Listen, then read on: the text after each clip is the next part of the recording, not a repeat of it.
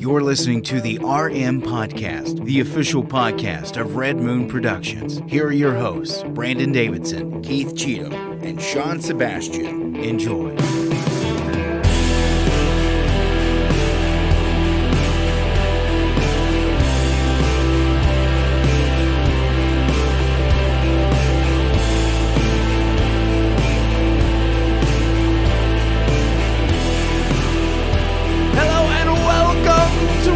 Episode of the Red Moon Podcast, live every single Tuesday night, right here on all your favorite social media networks. And you can catch the audio version downloadable on Thursdays at midnight. This is it, Keith. After tonight, we'll be heading down to the lake. I'm going to go to the lake, and I'm going to swim. I'm one of your hosts, Brandon Davidson, alongside, no, not our normal new host. Yeah, he's going to be at the lake. He's bumming out on us tonight. He's hanging with the fam before he goes and spends 4 days away. We don't have families. And our other host, Keith Cheatham. He says it. He always says it when Sean's not here. I do it for Sean. It's for him in his memory. Go, Sean. In his memory. He does it for you. For you. Because if you're not here and he doesn't say it, you forget who he is. I try to hide. I don't want him to know who I am. He's a little hider. I don't want him to know who I am. Yeah, vacation officially began for me on, I would say it was... See, that's why I don't have my hair all done. Oh, boy. I just got it. Oh, he's all bummed out. It's all just, He's just been bumming it. Sorry, guys, I'm bumming it. That's right. I've been on vacation since, well, technically... Sunday. It's weird. Sundays and Mondays are my weekend days. Yeah. So then I was like Tuesday through Saturday I'm off, and then I bookend it with the week. I mean, who doesn't do that? Who doesn't? Even if you have a Monday and Friday. I worked Monday, but just Monday. Just Monday. Yeah. Aren't you glad you took the day off at least? Yeah, I'm glad I took today off. Because I did. I had to get prepped. I had to get packed and ready to go. I cut my grass. I weed-eated. Made sure the pool was clean. All set. I did all that yesterday. I did that today. That's why I took today off. And then, I did my laundry. I'm good to go. You ready? You ready to go? I'm ready. I know. We got to get through this show, though.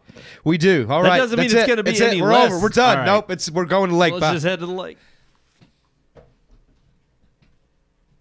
You want me to follow you, but I won't. I'm going to do the show without you now. Now it's just me, alone, doing the show. And this... No, you get back out there. You get back out there. Man, I was ready. I was ready to leave this show, lead it. I was going to lead it, do a solo show. It was going to be nothing but 3 hours of this. Do the rest of this in mine. For 3 hours, and everybody's going to love it. Do the rest of this in my aviators. That's right. A stun of shades. Now I want to get my sunglasses, but they're at home. Nope. They're at home, and I'm not leaving. Nope. If I leave, I'm not coming back. That's right. Ever again. No, he's gone after this weekend. He's out. He is out of this world. He's never coming back to the show. He'd be like Sean over there. He's just gone. Miss you, buddy. And then we just one by one fade away. We do have a great show, though. We have some good headlines. We got a good review. Yeah. It's definitely been a busy week. It's been a heck of a week. Both in the movie industry and outside of the movie industry. So. I don't want to start off... we're just talking about our vacation and us going to the lake, and I don't want to start off with somber news, but we had 2 major deaths this past week. Well, we had 3. A couple. 3, but the one of them is not technically included in the industry, but we're going to throw them in there. You also have the child actor from Alf who passed. Oh, yeah. No, and I forget his name. Whoops. I sent that one. I think that was a little bit earlier, but yeah. So that's of course 4. 4? Well, the 2 you listed, the one that I know you're thinking about, and then the actor from Alf is 4. And deaths usually come in 3s. Yeah. Well, I think there were 2 more, but they weren't film related because Dr. Ruth or whatever is one, but she's not a movie. Mentioning her. Well, we already did, but that's why I just threw it out of the way. So that's 5, and I thought there was a 6th one, but I can't. Maybe it is just the 5, but I don't know. The 2 actresses that we are, of course, thinking about major, right off the top. Yeah. Major actresses. Shelley Duvall passing at the age of 75, and then Shannon Doherty passing really, really young due to stage 4 breast cancer. Yeah, she's had that she's had cancer for a long time, and the fact that she's fought it for so many years. I think she was first diagnosed in 2015. She went into remission in 2017. It came back and it appeared again at stage 4 in 2019, and she's been struggling since then, and unfortunately lost her battle. On a piece of sad news, but lost it on your birthday, July 13th. Keith just celebrated his 34th birthday. Yeah, president got shot on my birthday too. We ain't got to talk about that. I know. That's another sad, tragic day in the United States of America. I mean, we're just living in some troubled times right now. Yeah. Probably quite. I had honestly, an eventful birthday. You did. I said, well, in probably the It's more a historic crass, day now. the more crass way, I said your birthday was popping. I ain't gonna lie. It was. I've had major event. My birthday, Meal's anniversary. Yes. And now an assassination attempt. I'm like, it's a great day. Or, I mean, a great day, not in terms of like, but a great day in history. Great as in like, encompassing grand not as moments. in good, grandiose. Yes, yeah. Like the line from Harry Potter, terrible but great. Like when, right. So. But yeah, Shannon Doherty, she passed at the age of 53. And Shelley Duvall passed, of course, just of actually, I found out, I did not know this. It was complications with diabetes. Yeah. Well, because, I mean, granted 75, but like that's not young, but at the same time, it is kind of like people live longer. So it's like, it's not as shocking as Shannon Doherty, but still, it's kind of like, man, you know. I remember there were pictures, most recent pictures. I mean, she kind of left Hollywood to, she did do a film back in 22, but she more or less left Hollywood and was ostracized, or kind of, I don't want to say ostracized. She went back to Texas and was like, I think she just wanted to be out of the limelight. I think was done kind of with Hollywood, yeah. But the fact is that, you know, she herself, I saw a picture of her, it was maybe a year old, because I looked her up recently, and it's odd that this just happened, but I looked her up because I was like, whatever happened to this actress? She already had like a very thin, gaunt looking style, you know, just her body in terms of something from out of the 70s, very akin to that decade of just either, you know. She was always there's a reason she was chosen to play Olive Oil on Popeye, because she was a toothpick. And honestly could not think of a better description for her. And yet the problem was this photo it showed her she just looked very sickly. Yeah. So unfortunate that, you know, she passed, I think, still what is considered today at a young age of 75. Yeah. But you got to take care of yourself. It's sad. You know? It is sad. And then I think the only other one that wasn't film related, I think we have to mention he was Mr. in a few Simmons. films. They were recording. Actually, yeah, he had cameos in movies. I mean, he did. So yeah. And he was a big TV star in the 90s, 80s and 90s, I would argue. So I mean, that's still film. That's still, right. Yeah. Mr. Richard Simmons, he passed, and unfortunately, it was on the same fateful day as probably one of the biggest moments in history in our lifetimes, the assassination attempt. My birthday, so at President Donald Trump. So it's like for his death to be overshadowed by that, I mean, it's odd because in a weird way, Richard Simmons had been out of the spotlight for so long. He had been a recluse. He kind of very much tried to shy away from any publicity at all after years and decades of being in the limelight for his weight loss, I guess trends. But, it's interesting that you think of how his life ended tragically, in the sense that, I don't want to say tragically because, it wasn't in the spotlight, but really think about it. I mean, maybe he didn't want to be in the spotlight. Yeah. He wanted to be, obviously, I think, remove himself from the social eye. And a lot of people, I think, in this world, you think, oh man, if they were famous or they had some kind of some publicity and some stardom, that they would never want to give that up. And I don't think that's the truth. No, there's a lot of there's people plenty who that do. Yeah, have their fill, and then they say, okay, I'm done. I'm all right. So enough. The ones who aren't as egotistical, I think, actually get tired of all of it. So. Yeah, and maybe those too who don't really understand the cost of fame and what it brings. Yeah. But you know what? Enough of the somber nature. We're ready to. I got the Stunner Shades on. I'm ready to Stunner Shades. Get this show on the road. Yeah, we've got the sad news out of the way. Now we're going to get into a great review and some terrible news also in the news feed, in my opinion. But we'll. Yeah. True. I agree. Not the news. Talk we were about hoping egotistical. We're going to get into But as much as I am looking forward to getting out on that lake and enjoying some nice time in the sun and in the water, we got to get through this spooky review. Spookums. Man, talk about in the dead of summer. This would have been perfect for Halloween, which granted maybe by then it'll be out on demand and we can watch it again because, it's creepy. Creepy. But what did we think of? Yes, the cult horror classic to land a big box office splash out of nowhere. Yeah. It did very well for itself. Here is our review of Longlegs.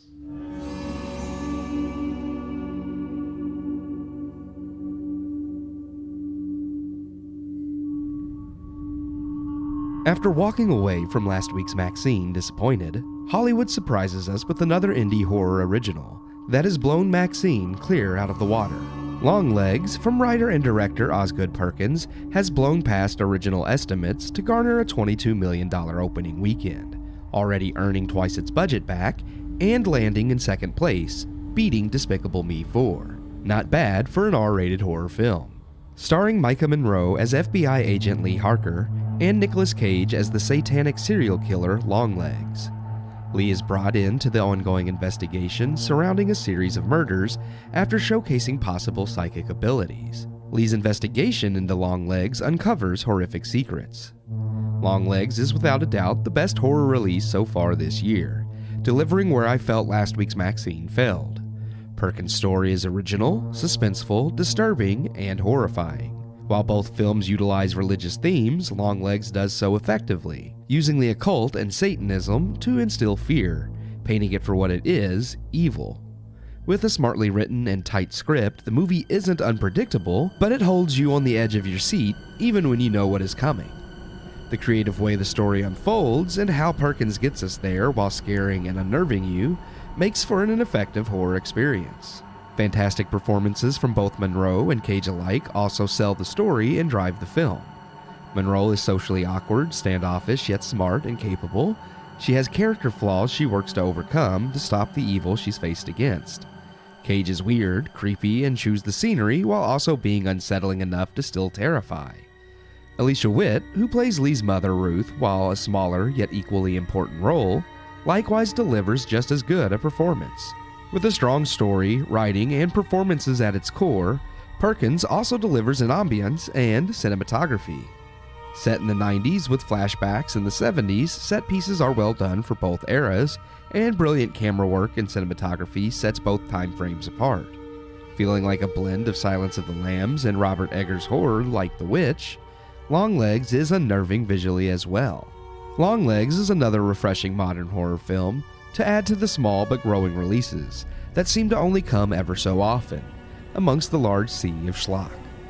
It's scary but compelling and worth every accolade and dollar it has earned. If you love horror, I definitely recommend it. I give Longlegs 3.5 out of 4 stars.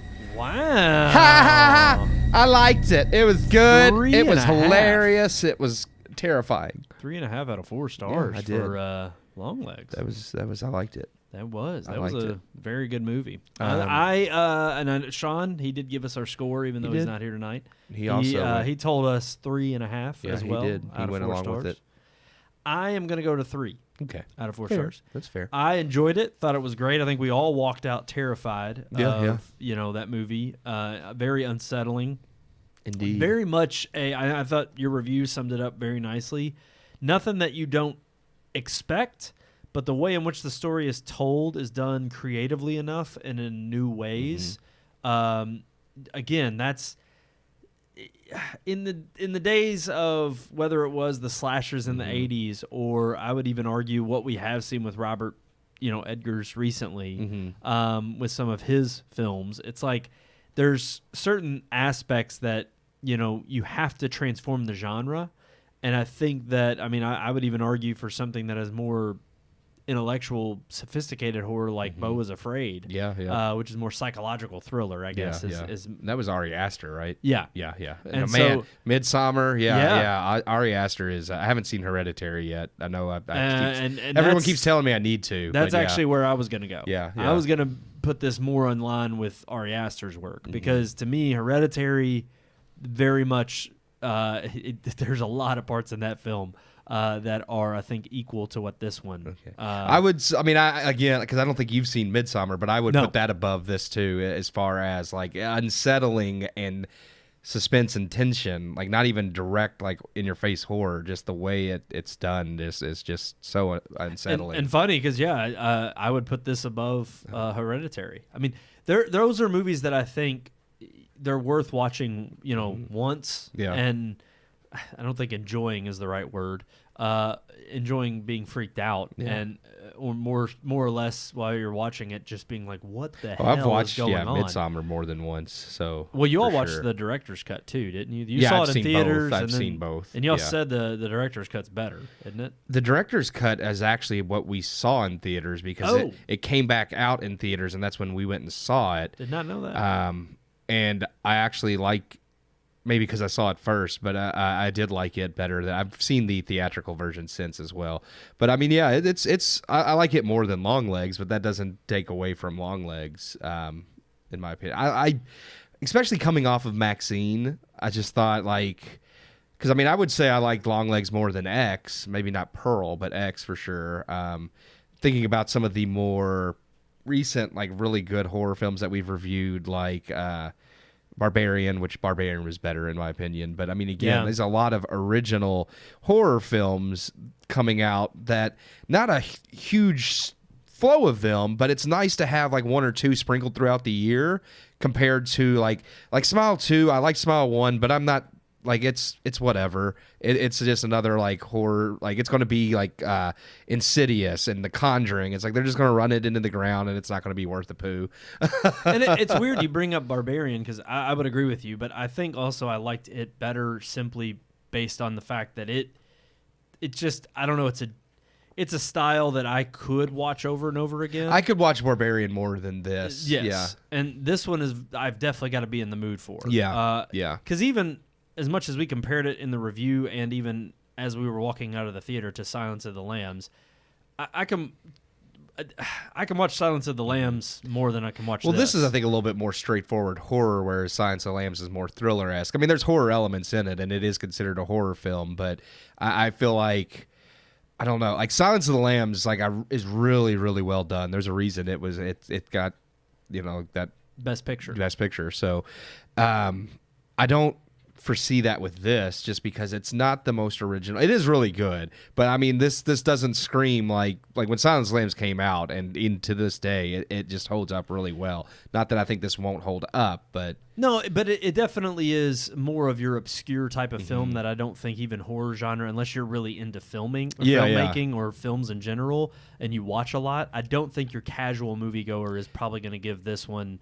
a high rating, or at least it may make them feel a little bit more out of place. Yeah. And look, I don't think it's everybody's cup of tea. It's definitely not. And that's part of what I liked about it, was because, again, as someone who reviews movies on a regular basis or has seen a lot of them, I like things that take a genre in a different direction, or at least do somewhat differently. I mean, everything here was working for it, whether it was the acting or the script writing. I mean, because there was a lot in this film that when you break it down is not so, it's not revolutionary or anything, but it's done with just enough of a difference than what has come before it. It's very well crafted, yeah. Yeah, exactly. All the pieces work together, and they all are slightly elevated from what you've seen before, that I think just make it that much more interesting. Yeah. And by the end of the film, I didn't feel like any pieces were left open-ended enough to make me think, oh, they did some stupid cop-out of, some twist ending, or, they left that obscure and didn't answer that. So,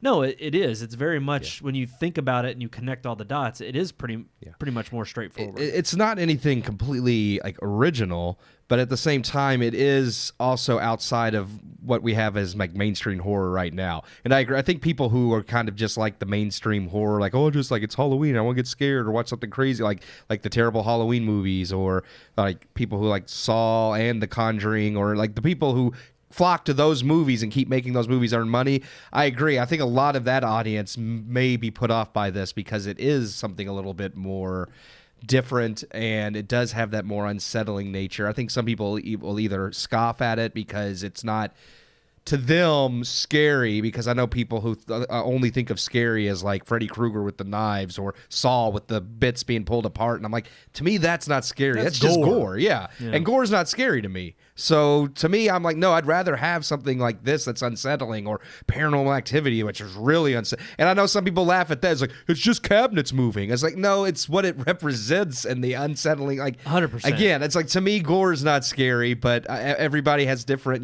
different tastes and different I was going to things that bring frighten them. Paranormal Activity up because for me, it's one of my all-time scariest horror films. Yeah. Because for me, it's what it deals with in the occult and with the devil.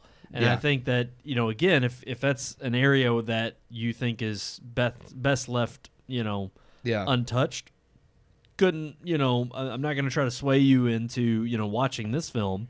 But I think if you can take it seriously and also understand, hey, then I'm good, I'm saved, I'm all right, and you don't think of it as a stumbling block, then I think this movie is perfectly fine in watching, but also seeing that it errs on that side of, again, with the psychological thriller of reality and something unsettling of it. Honestly is, it's weird. It's the same kind of feeling I get when I'm watching documentaries of older serial killers, whether it be like Jeffrey Dahmer or Ted Bundy. Yeah. And they show these old crime scene photos. Like, there's scenes that are set up beautifully in this film that mimic the same kind of cinematography or photography that you see from those crime scene photos, or from even back in that era of them being on tape and giving interviews.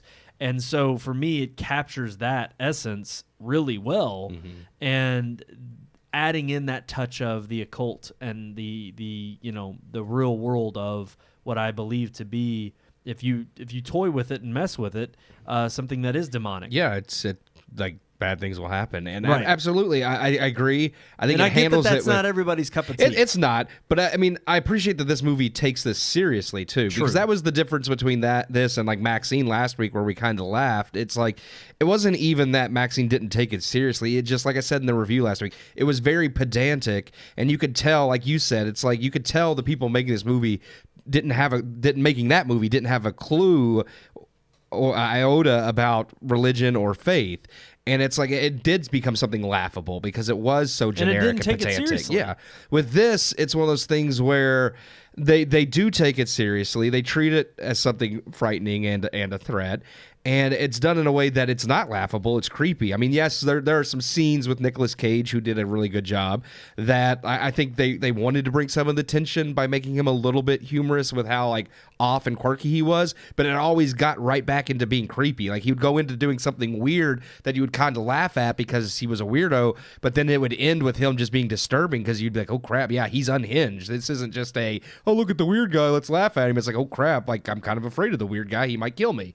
Yeah, no, 100%, exactly. Yeah. There's people like that in real life. There's plenty of people I've come across that will be like, just like whether they're doing some random tick or something weird that you're just kind of like, whoa, I don't know what, like, that's kind of weird, but at the same time, I don't, like, you keep your distance because you. Well, it's kind of like know. in horrifying moments or in sad moments, even in a movie or a TV show, that phrase of it's better to laugh than to cry. It's I found myself at times in this, laughing because it was like a nervous laughter. It's kind of a like what the hell's going on? Like, this is ridiculous. And I mean, he did. I do think all the actors did a good job. Again, I don't.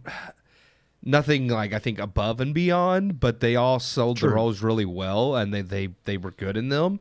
And again, the script was done well enough that it kept your intrigue. It was not something I would say is easy to follow. It's not your straightforward back and forth. And some scenes were natural, but in others you're like, okay, this is kind of, I don't want to say cryptic, but it's more poetic in the way it's written. Yeah. And I think, again, that is an element of the movie and the way that it's done, from the cinematography, from the storytelling elements, the actual dialogue of the characters, the way the horror scenes are set up. I mean, there are downright moments where when she's alone or she's even willing to check certain things out, and I'm just like, okay, this is classic horror trope 101. Like, what are you doing? And it never quite plays out the exact way you think it would, but it very much leads into something else down the road that is just as unsettling and just as creepy. I think, like, the story, like, I don't think, like I said in the review, that was completely unpredictable. I think oftentimes when they would introduce a certain element where the story was going to end up with that element, but how it ended there, how it got there, like the road they traveled down, just like you were saying, like what they would do, like it's typical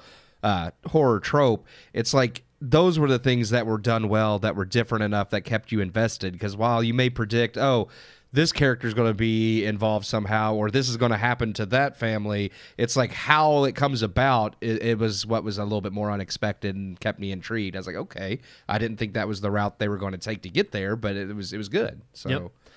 So yeah, 3.5 out of 4 stars. I ended up giving it 3. It's definitely a movie. It's one worth checking out. I give it my stamp of approval over MaxiPad. So.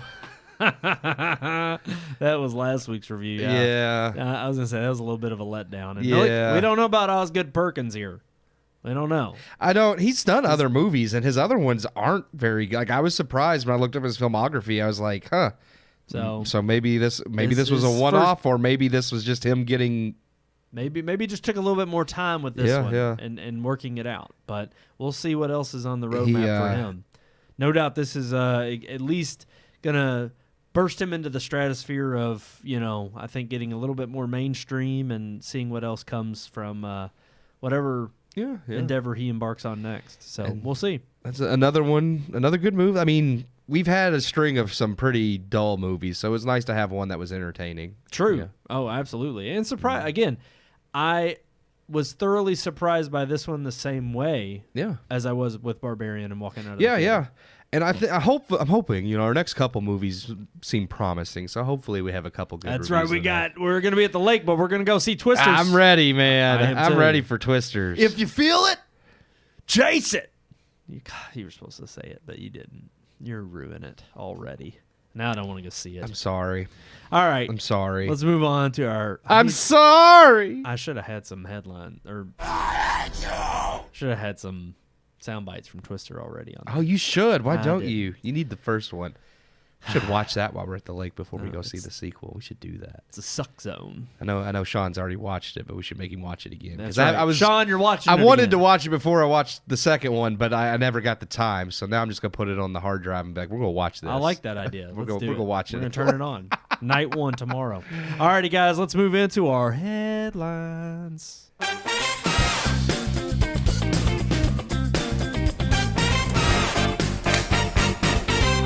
Pow, pow, pow, pow, pow, pow. Pow, pow, pow, Pow, pow, pow, pow. Pow, Pow, pow, pow. pow, You can pow. shoot people and it's okay.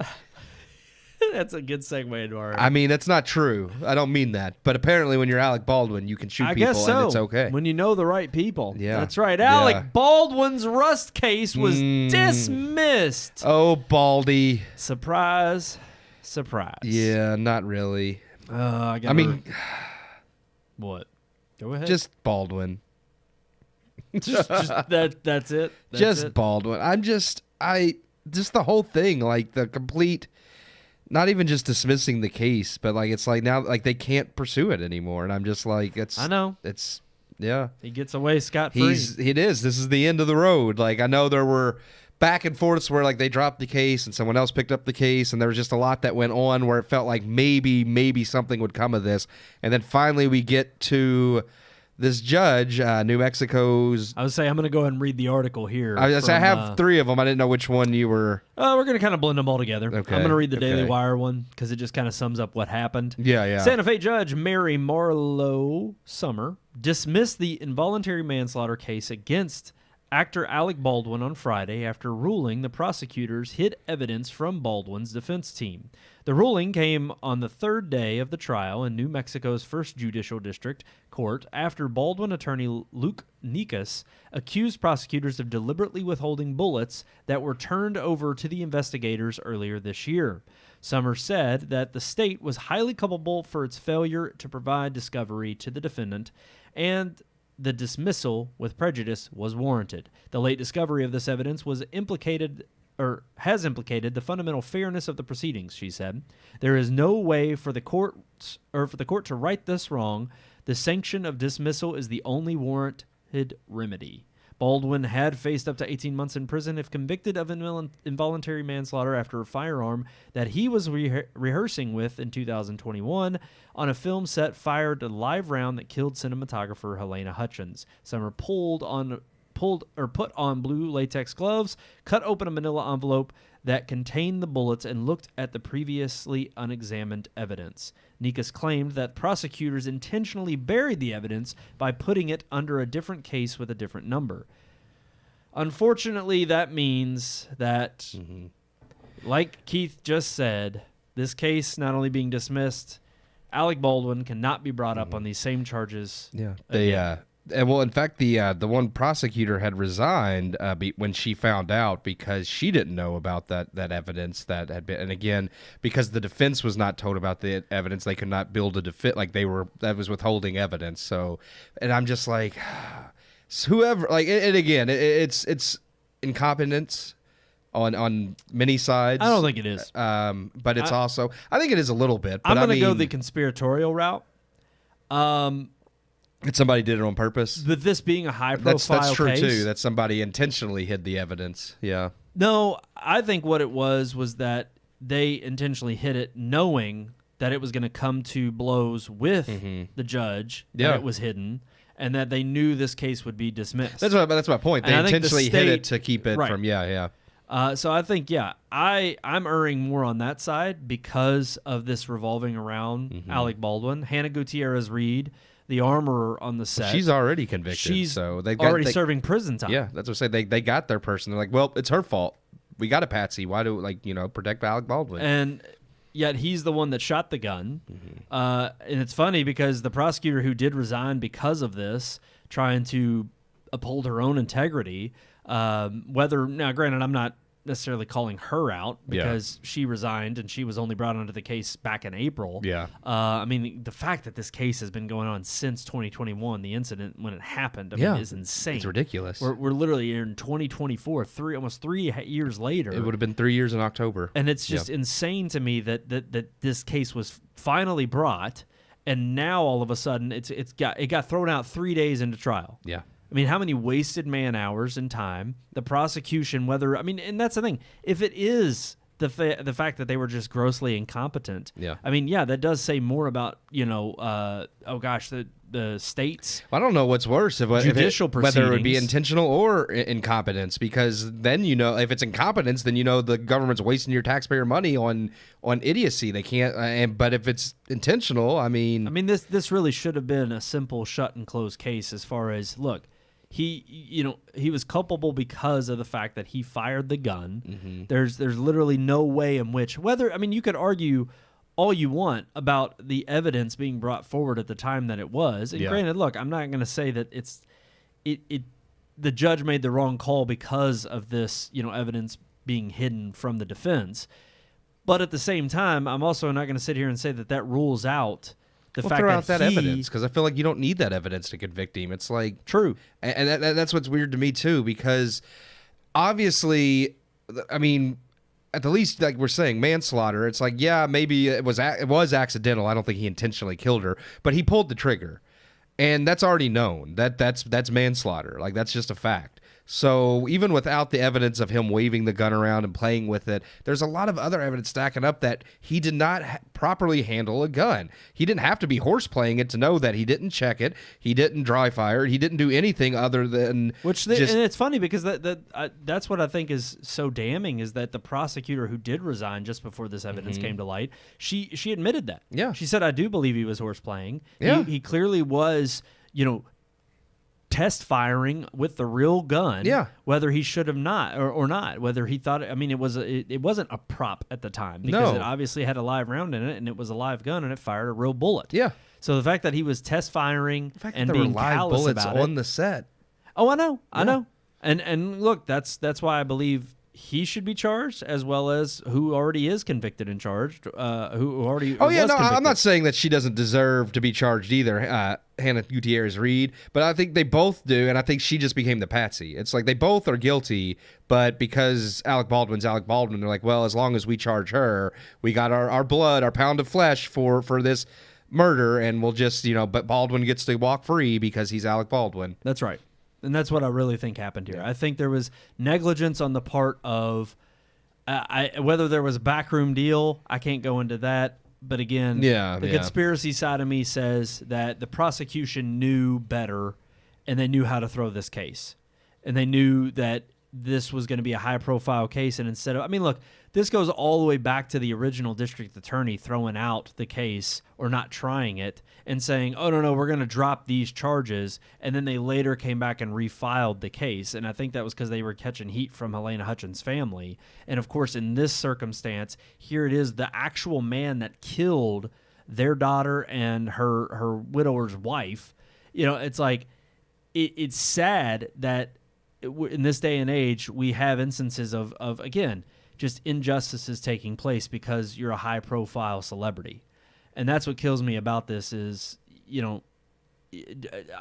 18 months for Alec Baldwin is the least of what he could serve to have truly suffered the consequences of this horrific accident. Yeah, and that's what aggravates me too. It's like, no, nobody wants to serve any amount of prison time, but it's not like they're trying to throw you in prison for 20 years. It's like you killed Which would presumably be, the rest of his life. Yeah, but we're talking a year and a half. A year and a half for killing somebody, for taking someone's life, yeah. In fact, the more time that has been spent on getting this case to come to a jury, he could have already had served his time. Yeah. He could have already been out of prison and started, coming out on the film circuit to release Rust. We finished it, and it's for Helena Hutchins and her they're still going to memory. release it. Oh, yeah, they are. Yeah. Especially now with this outcome. Because that's the mockery of the justice system in and of itself. Because of this one instance of him coming out and saying, see, I was wrongfully accused, and all the evidence has now been brought to light, and the case was dismissed because, no, you did the act. Now, whether or not you were brought forth in terms of the legal system brought to justice doesn't undermine the fact that you pulled the trigger and shot this woman. Mm-hmm. Just because they weren't able to get their act together on the prosecution side and play this right, and they were the failures here, doesn't mean that you're any less guilty of what it is you did do. And I think guilty. You're not guilty in the court of law, but you're guilty in terms of, I think, in reality. I also think that's the point of dragging it out as long as they have. I mean, I know it was dropped and picked back up and this and that, but I think that's also part of it is because now here we are almost 3 years in, and he's finally let go, and most people have kind of moved on by now, and they're just like, that's what they were counting on. And then they were counting on, okay, now it's like we can dismiss the case. Most people aren't really following it anymore anyways. He's suffered enough. Yeah, and it's one of those things where as much as I would love for Rust to flop, I can also see people's morbid curiosity like boosting it. Like, oh, let's go see that. I wonder what it's like. And it's just one of those sad things where the news cycle is so short now. Everybody's attention spans is so short now that dragging out as long as it has, most people have moved on. And it's just he's going to get away with murder. Yeah. Unfortunately, that's the case. And I mean that or manslaughter. I guess it wasn't murder. No, it wasn't murder. He got away with taking a life. Yeah. And it is sad because I agree. I think it's I'm sticking with what I assume to be the reality of the situation, which is I believe the prosecutors threw this case intentionally. They had their little show trial of we're definitely taking this to trial. We're going to take it to jury, and they wasted all this time, taxpayer dollars, with no real intent on actually holding a fair trial to really get Alec Baldwin. I think they threw this intentionally through negligence, and I think it's sad to see a real injustice take place in front of our eyes and have a huge celebrity get away with, like you said, manslaughter. Well, don't worry. At the end of the movie, before the credits roll, I'm sure that'll be a nice little for Helena Hutchins. That's right. And that'll make it all better. Yeah, that's right. You're right. All righty. I think we're ready to move on to our final headline of the night. We already mentioned those unfortunate passings from this past week. We got a little bit, something, I think a little bit nicer. Just spoil it for everybody who wanted to be surprised. You know what? It's funny because I probably wouldn't have realized that was him anyways if I hadn't seen the article, which is for the it's funny because I do recognize him from S.H.I.E.L.D. And knew that was his son then, but because that's like the only thing I've ever seen him in, I doubt I would have like recalled like, oh, that's Bill Paxton's son. We're talking about Bill Paxton's son, who now is going to have a cameo in Twisters. That's right. And it's interesting because I I'm not sure what role it is he plays. I'm sure I'll see it in the movie. And now that I've seen a picture from this article, I'll actually remember that. I'll that's recognize him. him. Yeah, but that's cool though. It's cool that he spoke to it. Thankfully, they don't tell you what his role in the film is, and you don't know how big it is, how small it is. But he even said, he actually tried out for one of the main roles in the film. Didn't get it. Yeah. But I think it's cool that he tried out. And again, in that case, I'm actually glad that it's like, look, there's still a competitive factor within Hollywood. You're not just because you're a famous person. It's not just nepotism. Yeah. And again, I think they are trying to make the best movie they can, the best sequel. And even though there's not a lot of, I think, in the trailer, I think there will be some things that connected to the first one that they're kind of keeping under the radar. I hope.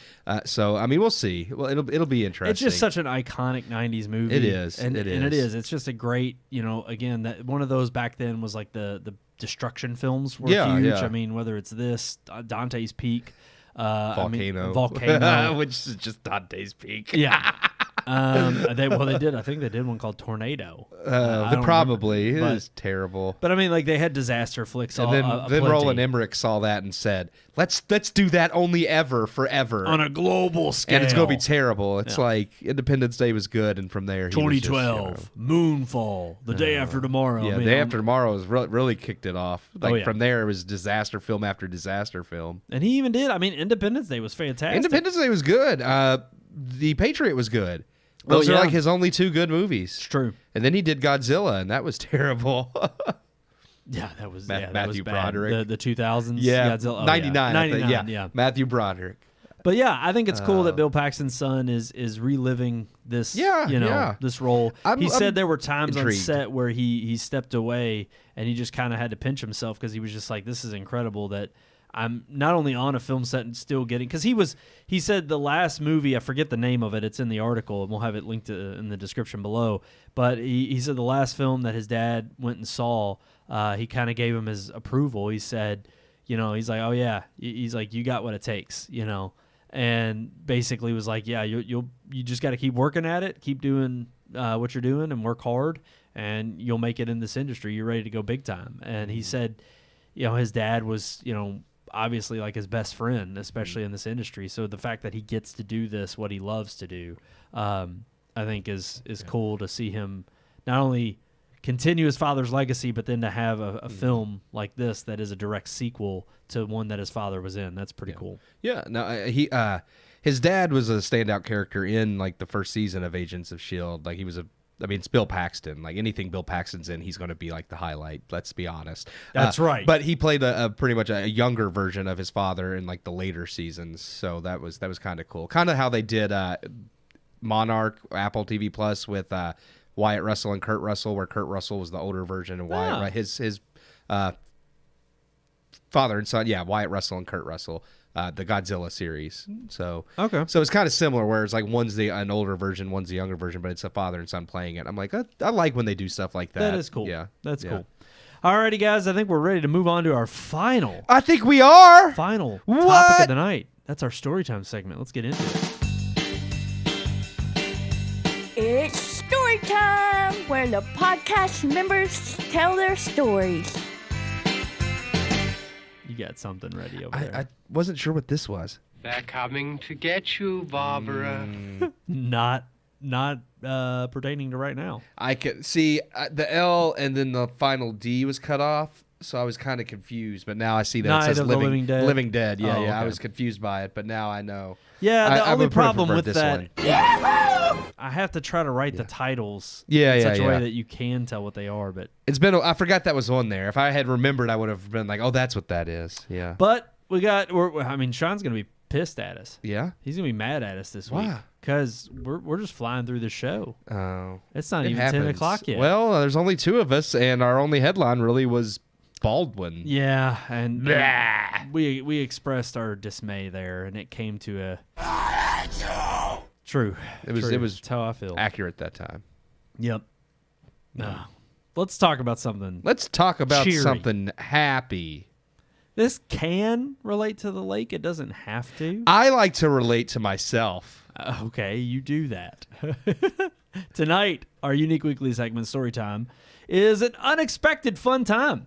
This is a moment when maybe you were well, maybe you were expecting something fun and then something else happened, but it was just as fun. Or maybe you were expecting to have a bad night and then all of a sudden something fun occurred. I have an actual couple probably stories, but things that stand No, out, that's good. so, Go ahead, yeah.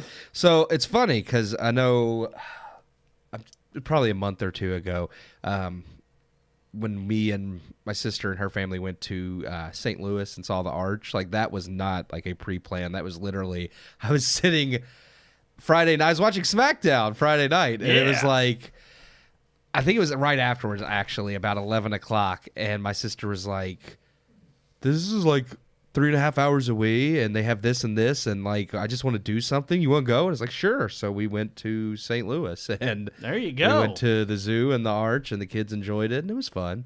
Just random, a little random weekend. out of the blue. It wasn't really planned, but just things like that happen sometimes. I'm trying to think of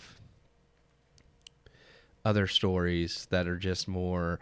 Well, I can remember me, Chase, and Tristan going to the lake, which was a planned trip, but we left like pretty much everything. Like that was back when there was not even less down there than there is now, and we had the VCR and the VHS tapes, and we forgot to take any VHS tapes with us except for A Bug's Life and Small Soldiers. And it rained most of the weekend, so it wasn't planned, but we spent like most of the weekend watching those movies over and over and playing cards and stuff. And we did get out and hike at one point when it stopped raining. Well, technically we were supposed to be walking to the cave, but we started hiking up hillsides and stuff, and I just remember sliding in mud and stuff, but it was fun. Like none of that was planned, but things happen. So yeah, no, honestly, that's one of the best parts of going down to the lake is the fact that each day is, I mean, we already you just know, get up and do something. We're gonna get up. We're gonna go on the water, right. And I was gonna say it's pretty much that. You're gonna get up, go to the water, and then spend most of the day out on the water. Come back home and watch stupid movies. But it's like in between there. I mean, honestly, last year we went twice, and the first time was our typical normal, 4-day trip or whatever, and then we had Neil come into town, and Jacob was able to make his way with us, and we only spent a weekend down there. It was literally 2 nights. Went down on a Friday, only stayed 1 full day, so Friday into Saturday, then all day Saturday, and then came back Sunday. So it wasn't a long trip. Yeah. But I remember waking up Saturday and like we ate breakfast, and then it was like a little bit of a storm like came through, and we busted out the poker chips and some cards and started playing poker. Yeah, that was fun. We went out over to the beach, which we normally we don't go to because a lot of people are over there, and we normally stay out on the lake on the boat. But we decided to drive over to the beach, and we're just kind of wading in the water there. We came back and ended up spending the rest of the night just chilling, and I think Smash Brothers, and some Mario Kart, and it was like, and it ended off with The Room. Tommy Weiss. Well, The Room has to be played at least once. At least once. At the lake. Even if it's not watched, it's in the background. It's got to be on there. It's got to. Well, and I believe I've told this story on the podcast before for a different question, but it was unplanned. That time that like I had mentioned before, I had been like kind of really sick, and Neil and Ty wanted to hang out, so I just kind of like not like sick like contagious sick, but like allergies and gunked up, and like I didn't feel good, had the chills, whatever, and I literally like just rode around with them like all over Louisville reading Perks of Being a Wallflower. And like I remember we like went to McDonald's, we went to the seminary, and they took pictures and like the sunset, and that was really cool. And then we went back to Ty's house, and a bunch of people came over, and literally people were swimming, and I was like just laying in the lawn chair reading and chilling. Erin Ralph was there. I remember her being at the pool because people would just stop by like, how you doing, dude? We'd chat for a while, and I was like, I don't feel great, but yeah, I'll just tag along and be like this weird like. And it ends up becoming. But it was memory. fun. Like I like that. I had a lot of fun. Like it's odd because even though like I wasn't like physically doing a lot, like it was just fun. Like it was like it's funny because I mean you bring up Aaron, and like I just remember a lot of those times back in high school and even in early college years, whether we were doing ITCO or filming a new movie or something. And, like doing a bunch of projects. There'd be tons of times we'd get together, start a project, but of course inevitably we were very bad about finishing back then. Half of 26 years was us going to the store and doing random stupid like Nathan, none of that was planned, but we did it anyway. Nathan, who we just hung out with on Sunday and caught up with, Great guy. Plenty of times on those adventures. He's been on the show before, but tons of adventures with that guy whenever we're doing a project or, of course, just wanting to get together and hang out. And that is what it ends up becoming. It's like, let's get together and, we obviously now our lives are a little bit more pre-planned because we have schedules and we got to be responsible. Sometimes you can fly. Spontaneity can be fun sometimes. It depends. Like, obviously, I don't want to just... It makes you understand and you are happy about the times in your life where you can look back and say you had less responsibility, so you had the ability to do that. I remember doing the senior video, and I had to get the sunset or the sunrise in the early in the morning. Yeah. And I remember you coming over to my house and meeting me at it was like 4:30 in the morning or 5 in the morning. And of course I told my parents ahead of time, and I was like, he's going to come over and we're going to get the sunrise, but I got to get up and leave. And they were all for it. But I remember you coming over, calling me. I barely got any sleep that night anyway, just because I was already like anticipating, but I didn't want to fall asleep and not wake up. Yeah. Because this was literally, I think, like the last time I could get it and add it to the very beginning. Because it was for the senior video. And it was like that week, I think it was like that following Friday or Saturday we were, showing it. So I had to get it.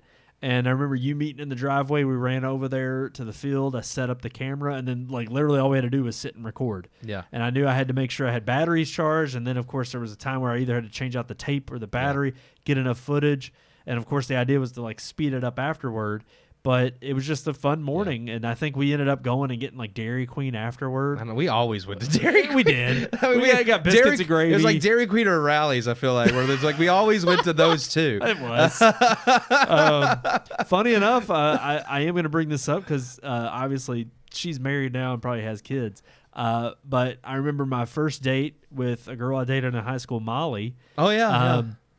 It was completely random. We met. And our plan was just to go to meet up, pick her up, go have a picnic, and walk around a park over off of Bardstown Road. And it was like just going to be very simple, easy peasy first date, just to get to know each other. We started heading out that way. And as we were like trying to find out where this park was, like this is before the days of iPhone. I mean, iPhone was out, but it was like I didn't have one. They were super expensive. It was like you either had. I didn't have an iPhone until iPhone 4. I know you got one before then. Yeah, I got the second. Well, that was the gen. first one that was on Verizon. That's right. That's right. Yeah. I was a singular guy at the time before Yeah. AT&T bought them out. But yeah, I didn't have an iPhone, so it's like I didn't know where. So we were driving around for at least probably an hour trying to find out where this park was and could not find it. And so she just MapQuest, man. I remember that. Yep. Oh yeah. Print them off. Get the directions that way. That's how we used to do things. And that was back when MapQuest was the only thing, and it was always wrong. It never led you to. Well, for the most part, it did. It was the best you could do. But I remember we were driving around and we could not find this park, and we pulled in and there was like this sign that was like, come see such and such at the zoo. And she was just like, that's on Poplar Level, yeah. Yeah, it was like it was super close. It wasn't that far. And we were just sitting there and we were like, you want to go to the zoo? Yeah. And she was like, yeah. Good job. Let's go to the zoo. Saved that date. Spontaneity, man. And it was perfect. We got to the zoo. We got in there. We rode the little train that went around the park. Got to see the animals. We talked. Fun date. It was a good date. And again, good job. And now you're single. I am. Me too. We broke up, but it came back around. She was at the 26 years premiere. Yeah. Back when we had that. But you know what? We made up. It wasn't the best breakup. That was on me. I'll take the blame for that. But no, I will say, it was just fun to have a spontaneity moment and to just do something random. And I think sometimes that variety is the spice of life. And when you have things too pre-planned, I think it to me, I love it when it comes to holidays and getting to spend time with family. And when you get around the family, and sometimes there's things that are planned of like, okay, we're going to have dinner at this time. But also I love it when certain activities are not planned. Oh, yeah, for sure. You can just run off and do whatever, because to me, it's like to me, part of the relaxation is the ability to just kind of let go of responsibility and not have things to worry about. I mean, I understand as an adult now why when I was younger, it was like, of course, every time we went on a vacation as a family, everything was fun. because it was all centered around our Yeah. you know, your our parents. experience. Well, and that's a little different because when you have kids, I do think you have to plan certain things out to keep your True. kids from being bored. So, and when you're a kid, you're not doing the planning, so you think everything is this spontaneous, like, oh, this is great. Look where all these things are doing. Right. But secretly, your parents are just like, what's around here that we could do because you got to keep the kids from driving us Right. crazy. and it's fun because I think especially carrying that into our adult lives and realizing that, you know, when you get into the humdrum every day, mundane, you know, following a strict schedule, I think it's, you know, especially when you are surrounded by, you know, social media and you're constantly bombarded by things that distract you from just actually putting devices down, enjoying the company you're with, and enjoying the moment that you're in. You know, I hate the phrase YOLO, and that's all about just I mean, taking a bite out of life. I'm about experiencing the moment you're in, but still, you got to have a trajectory. yes, You exactly. know, I like every now and then something completely spontaneous is fine, but I like the idea of like kind of like the outline. It's like okay, like me, you, and Nathan, like we know we might hang out. What we're going to do during that? It's like, yeah, we're gonna hang out. We'll probably get some food, maybe see a movie, but the random crap we get into in between, like Roman Target, is completely unplanned. Dude, the amount of trips we've taken to book and music exchange. I mean, Yeah. this Oh, was yeah. College 101 and was, again, was it's doing not that. like it's not that like I mean sometimes we'd buy stuff, but a lot of times just us Just playing perusing. around. Yeah. We're just messing around. Like look at this is cool, or look at this plastic sword. Making Let's fun. beat each other with them. Right. Like, me and Nathan were always sword fighting and doing weird.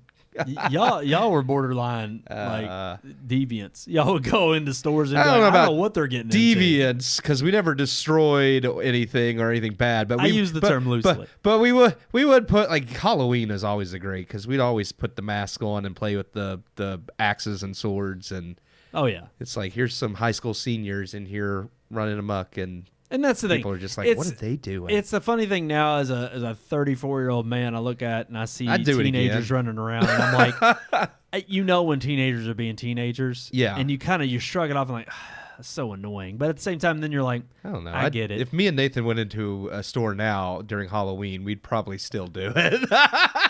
And rightfully, So, I mean, sometimes you doing know. some of those things would probably get the cops called. Yeah. And rightfully so. I think playing with the plastic swords is fine. I don't think anybody really cares. Yeah, that's not what I'm talking about. But it's best saved for off air. We ain't got to talk Well, I about don't it. remember doing anything worse with Nathan. I know. I ain't going to bring it up. It's all right. It's all good. I remember doing worse with other people, but I'm not Well, talking about that. a lot of those were unexpected times too. Those I'd be a little bit more hesitant about. I'm not saying never, but I'd think twice about it. There's things you do as kids. It's like you Yeah. kind of got to have some fun. Yeah, and we get won't into a share those little on trouble. mine. Yeah. But yeah, we won't talk about those. But yeah, Share the load. Oh, I could play that.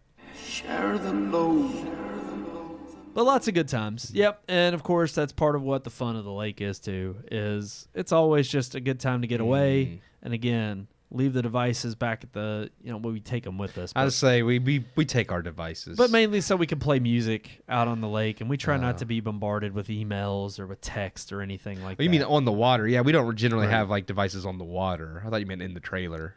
No, I mean, well, and even Yeah. on the water, we take them for that purpose. And sometimes we Just the phone and a speaker normally. right. Really. I mean, I've taken my iPad before to read, but yeah, we Like, we try to it's not like I just have internet out there. you know? exactly zone out, stay disconnected I off like the to grid read as on we the can. water. It's Nothing- nice. Yeah, it's nothing nice. wrong with that. Just don't get in the lake and drop your iPad. Or do, and then I have to get a new one. Yeah, It's old. You're in that market. It's old.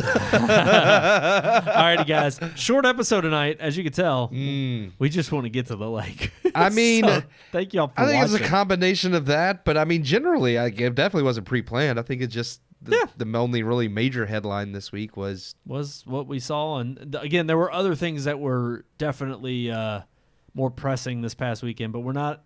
As much as we do dive into politics sometimes, we're not a political show. no. We try It's to- completely unrelated to film, so Right. There was until they no- make a movie about it, They then never will.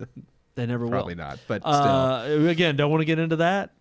somebody will. It may not be a good one. It might That's be some true. cheat like Angel Studios or something. But Hey, they make some decent stuff. They do, but they do. To be fair to them, they do. But it'll be someone else. I don't know. Maybe the people who made Chappaquiddick. That was actually pretty good. You're picking studios that are actually decent. I know. I want them to make a good one, but it's like high hopes. Alrighty, guys, that's gonna do it for this week's episode. Thank you all so much for tuning in. Until next time. Wait, we're not there yet. You got to like, share, subscribe on all of our favorite social media networks right there at the bottom of your screen. That's right, Red Moon Book on Facebook, Red Moon Tweet on X, Red Moon Pics on Instagram, and of course, search for Red Moon Productions on both YouTube and Rumble. We appreciate all the love. And there is that old-fashioned way of reaching out to us. What is that, Keith? RMPodcast at redmoonproductions.com. Man, sultry. Oh. Alrighty, guys. Until next time, we're going to have our review of Twisters next week. And, of course, more headlines to follow. And until then, I am one of your hosts, Brandon Davidson, alongside Noah. Not a normal Noah. He's gone. He's gone. He vanished. But our other host right over there. Keith Cheatham. That's right. We'll see you next time.